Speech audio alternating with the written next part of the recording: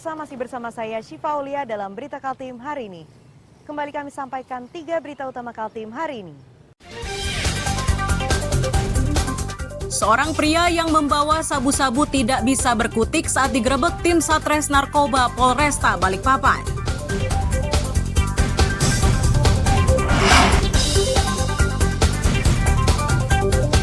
Polisi di Balikpapan memastikan akan memberi tindakan tegas bagi pelanggar lalu lintas.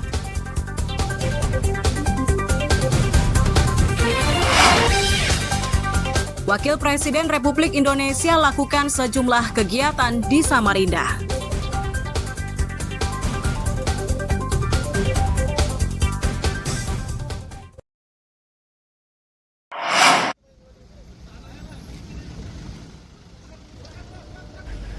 Operasi Keselamatan Mahakam 2025 oleh jajaran Satlantas Polresta Balikpapan dilaksanakan di kawasan Pelabuhan Semayang Selasa sore.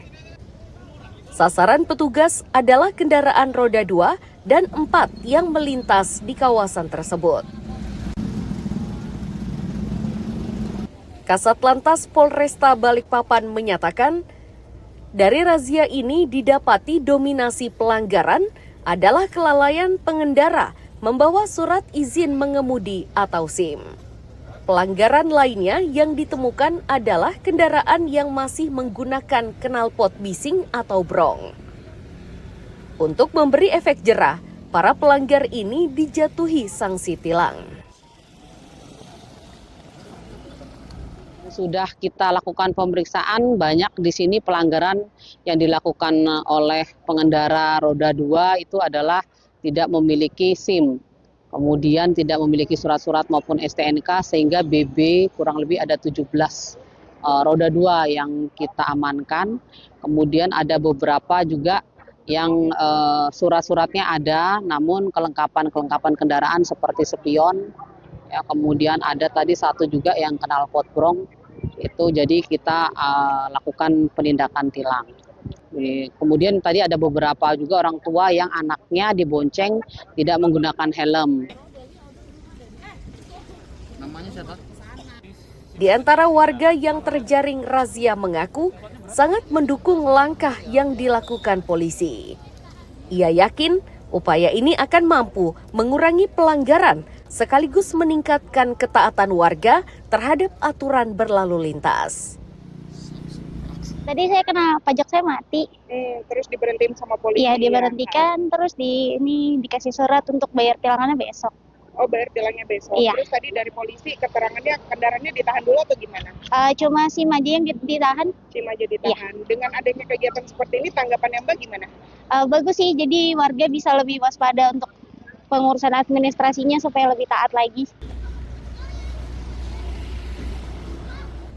Operasi Keselamatan Mahakam 2025 berlangsung selama 14 hari, dari mulai 10 Februari hingga 23 Februari 2025. Amir Hamzah dan Riani Mantini melaporkan dari Balikpapan.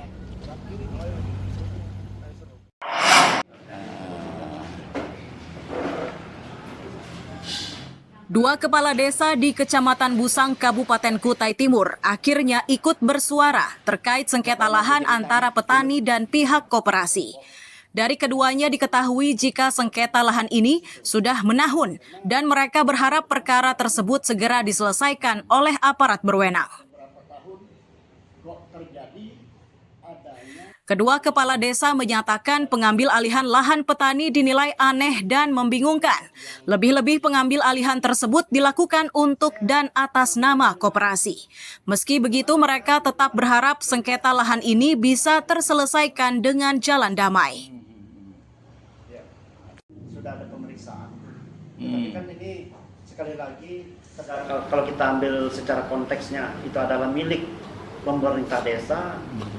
Secara prinsip sih ini kalau menurut saya pribadi itu tetap tidak boleh dilakukan. Alurnya harus, kecuali memang kalau untuk kepentingan umum. Nah, tetapi ini kalau untuk kepentingan kelompok, saya rasa kalaupun itu aset tidak boleh dilakukan penghibahan itu. apalagi ini aset punya petani. Nah, itu agak sensitif kalau Agak sensitif ya. Nah, kecuali mungkin yang kita ketahui Di desa kita itu kan biasanya yang banyak memberikan hibah itu adalah warga ke pemerintah desa, bukan sebaliknya. Dituntaskan oleh yang memang menangani masalah ini, supaya nanti jangan berlarut-larut. Karena saya kepingin masyarakat saya itu jangan terjadi masalah-masalah yang tidak kita inginkan. Secara kasat mata, nggak usah kita bicara hukum, kita secara kasat mata. Itu lahan sawit, itu milik koperasi atau milik petani? Ya, seperti yang saya katakan pertama, bahwa setahu saya itu lahan itu adalah milik kelompok tani Busangdengan. Batas perusahaan dengan kelompok tani Busangdengan ini sudah. Sementara itu, Ketua Kelompok Tani Busang hingga kini masih bingung dengan sikap koperasi yang mengambil alih lahan warga. Kebingungan Ketua Kelompok Tani Busang bertambah setelah dilaporkan ke polisi hingga puncaknya dijatuhi vonis penjara. Jauh kembali antara ini dan ada penetapan patok batasnya. Baru dibuat koperasinya itu. Langsung setelah koperasinya jadi baru mau direbut. Oh gitu. Strategi mereka adalah mendirikan koperasi dulu. Iya, mendirikan koperasi dulu. Baru mau mengambil tanahnya masyarakat.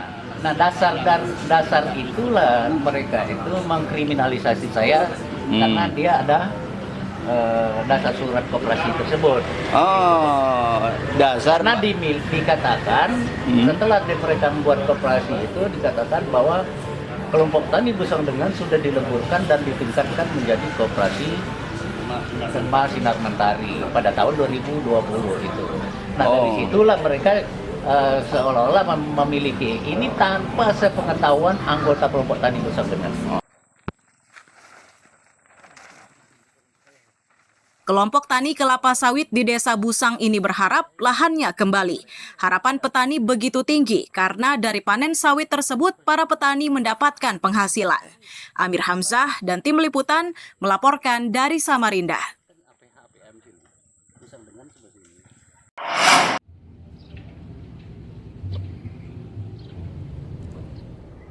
Tahun 2025 menjadi tahun yang penuh tantangan bagi Dinas Kependudukan dan Catatan Sipil Kabupaten Berau.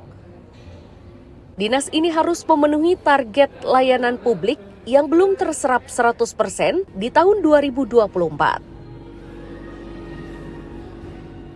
Dari hasil evaluasi, ditemukan 3 penyebab kegagalan tersebut, diantaranya perekaman KTP, kepemilikan identitas kependudukan digital, dan kerjasama pemanfaatan data oleh organisasi perangkat daerah.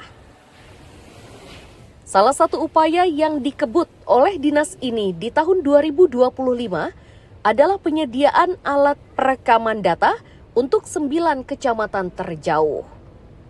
Ini dilakukan untuk meringankan tugas Disduk Capil saat perekaman dokumen kependudukan.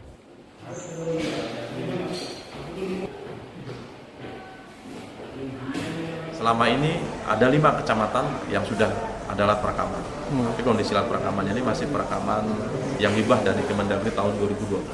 Jadi masih sudah alat yang cukup lama dan mungkin efektivitasnya juga berkurang, sehingga dari 5 itu insya Allah akan menjadi 8, semuanya ada 9 kecamatan yang nantinya peralatan perekamannya itu kondisinya kita ganti baru semuanya, ditambah dengan alat cetak KTP dan KIA. Jadi paripurna yang inovasi kami siap OTW kecamatan itu menjadi siap paripurna di kecamatan. Jadi 9 kecamatan itu bisa perekaman dengan alat baru dan bisa cetak KTP dan KIA paripurna di kecamatan.